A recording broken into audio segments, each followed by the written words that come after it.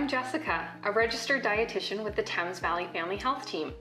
You might have been recently diagnosed with IBS by your doctor, but don't know much about it or what to do next. These short videos are meant to give you some basic information about IBS and what to expect when you start to work with your dietitian. Irritable bowel syndrome, or IBS, is a common condition that affects about 1 in 10 people. It can cause some pretty unpleasant symptoms, like stomach pain, bloating, gas, diarrhea, and constipation. You can have some or all of these symptoms. It's really important that your doctor has ruled out other more serious medical conditions before you start making changes to improve your IBS symptoms.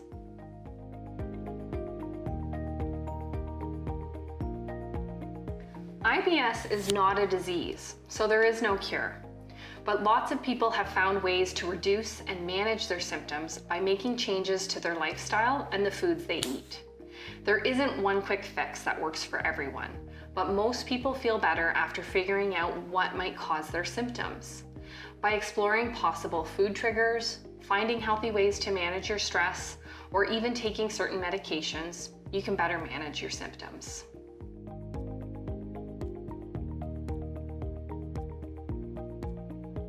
Food is an important part of managing your IBS.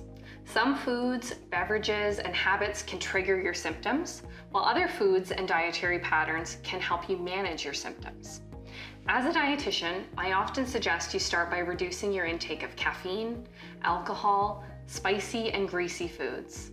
Sometimes you may also have to make changes to your fluid and fiber intake, as well as your eating pattern.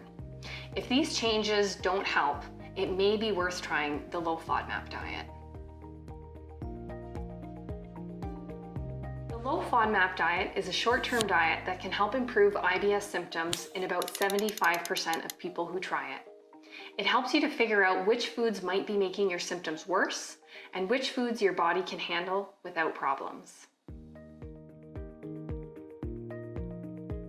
FODMAP stands for fermentable, oligosaccharides, disaccharides, monosaccharides, and polyols.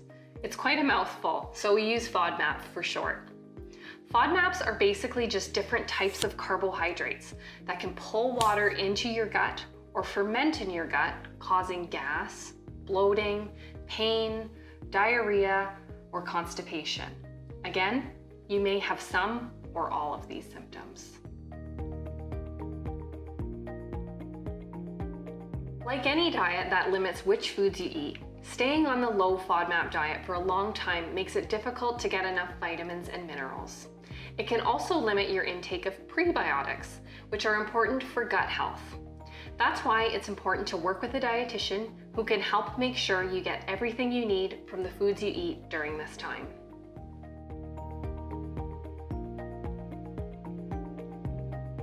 Remember, FODMAPs are all different types of carbohydrates.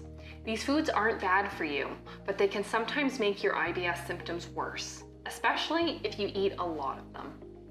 Think of your digestive system as a cup.